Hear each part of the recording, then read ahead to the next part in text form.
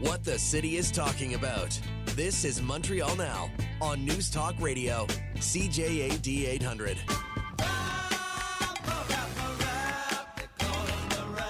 Here is James MENNIE of the Montreal Gazette. Oh, James! Oh, David! David, happy Patriots! Happy Queen's birthday to happy 16th century bushwhacker day to you. Yes, it's just yes. A marvelous weekend. Happy Pick Strawberries Day. Yeah, absolutely. Absolutely. It just goes on and on and on. Oh, man. Did you like all the pearl clutching today about the Desjardins?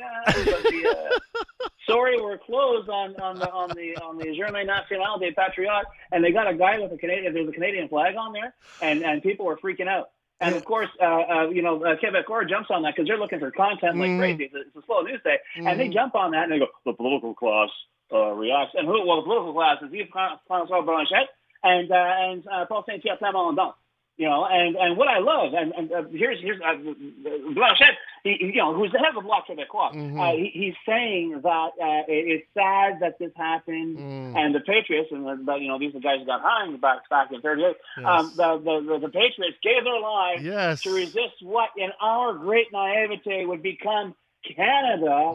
Does it not merit any respect? And I'm thinking, David, I know everything's direct deposit now. Does this guy get as triggered when he looks at his pay statement for being a federal MP? I'll bet you dollars to donuts there's got to be a maple leaf on there somewhere, unless he's got an app that kind of like just gloms it out. But this is once again. But between him and Plamondon, it's like on top of everything else, and I think the best bet for them was just because you got nothing else, guys. This is kind of what is coming to the fore. Of all the things that you can be talking about, all the ways you can be putting yourself on the map, this is all you've got. You leap on the dumbest stuff. You hop up and down, and I'll bet you folding money, David. There's a lot of our francophone brethren and sisters who are out there, and they some of them of a certain age are still talking about the Fête des Reines, but the idea that Bernie Laundrie back in 2003. Had to rehabilitate this holiday because the news was coming out, and not from the nasty English, the English oppressors there, David. It was your historien de souche who were turning around saying, things wasn't exactly he wasn't. Yeah. He was a hijacker. He was a bushwhacker. He tried to go up. He got blown up, and he got blown up, literally blown up by his own petard. But and for a while, the details. The details about the Battle of Long Sault. Yeah, actually, somebody spoke up finally, and they got all kinds of detail. And it was a clear case that this guy's trying to get the jump on these furs. And the fact was the Iroquois just outfought him, and end of story. But they figured, the optics aren't too good on that. So there we go. But it's so funny because here we are with a rebranded holiday. And the thing is, we've got a couple of usual suspects hopping up and down over the presence of the Canadian flag, and yet the guy who did the rebranding, Bernard Laundrie, I think for a lot of our listeners, will only be remembered as the guy who referred to the Canadian flags and chiffon rouge as a red rag. So there you go. It's all come around full circle. Have you seen the Desjardins response? Because I haven't seen it yet. They have basically said, we're going to do something. Listen, what are they going to do? They can't go out. They're closed. They're open tomorrow. They'll take down the signs. It's not rocket science. You know what I mean? But I really wonder, did these guys make as much noise when Desjardins got breached for like tens of millions? No, they didn't actually. Huge data breach. They didn't actually. And it wasn't just that. It was a huge deal, David, because it wasn't just, your Joe Lunch buckets out there.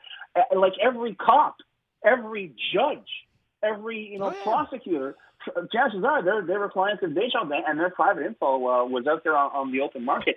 I bought an appliance 40 years ago. True story. 40 years ago, I bought an appliance, and I had to do a financing thing. I got this little card to buy this. I don't know, it was a stove or something, and the card was backed up by Desjardins.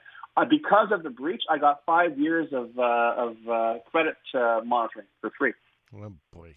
No, it's just so funny that of all the organization that would be caught up in something like this, it would be Desjardins. One of the most Quebec nationalist institutions there is. And the other thing, James, is that I think that these events actually hurt the Bloc, the Parti Québécois with francophones, because the great majority of francophones today and yesterday are just rolling their eyes because they're not talking about the real issues. And on top of that, you have Paul Saint-Pierre Plamondon's ad rollout about, we'll get $82 billion back and we won't have to deal with immigrants if we're going to make so much money, which every economist from every stripe has said, this is going to be so hard for the 10 years after independence. It makes absolutely no sense. Exactly. But this has been going on for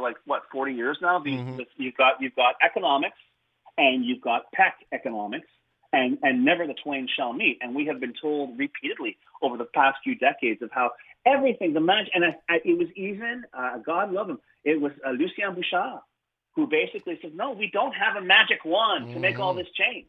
And this is it. But now they're turning around and they're telling a new generation, you vote for us and everything's going to be fine. Like you say, we'll take control of everything. We got our money back. And here is as grouchy and as wizened and as bitter a politician as François Legault standing up in the National Assembly saying, oh, it's a noble project. Independence is a noble project. But guess what? We stay in Canada. We're $10 billion to the good. We leave. We lose that $10 billion. And don't say I'm wrong, Monsieur Plamondon, because you know perfectly well that I'm right. So on the one hand, it's very cynical, but you have to appreciate François Legault's honesty that he's only in it for the money. And in fact, Quebec is better off staying in the country because they make $10 billion off the deal every year. There you go. And speaking of François Legault, he's got a big weekend coming up, as well as Quebec Solidaire, of course. Yes, and the metaphor I've decided to use for François Legault is he's got a very, very tiny hat, and he's got to pull a very, very big rabbit out of it in the coming weekend. Because it's great, I know, you look at the agenda, it's all about digital Quebec, the future, the online future of Quebec. Should there be an age of majority for kids to get online? Should we completely ban cell phones? What are we going to do? This is a huge deal. It's societal, blah, blah, blah, blah, blah, blah, blah. I'm wondering, is there going to be some rogue delegate out there who's going to stand up and try and table a motion for a vote of confidence on the leadership of François Legault next weekend? It's not on the agenda, and you probably maybe they'll cite all kinds of rules. But no, you can't do that. But I got to tell you, he has got to turn this around, and this is the first minefield he's got to walk through. Because if he's going to turn around and it's like, oh, okay, everything's fine. Let's talk about online stuff and what a great job we've done. Exhibit A, the SAAQ, Eric Kerr, front and center. He's there. He's the guy. He's the vedette, So this is the thing.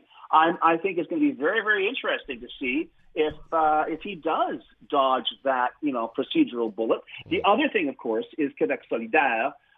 They're meeting at basically the same time. It's a longer convention, though. But because they are publicly, engaged in trying to gut each other, you've got your old guard who says, we want to remain a party of opposition. We want to wag our fingers at as many people as possible in the comfort of knowing we'll never form a government. And then you've got Nadeau-Dubois who's saying, listen, it's time. If you want people to vote for us, we've got to offer them something other than our resentment, other than our finger wagging, other than our scolding. And these two freight trains are about to hit each other next weekend. And at that point, I would be very surprised if there wasn't a motion calling for a review of the leadership of Gabriel Nadeau-Dubois.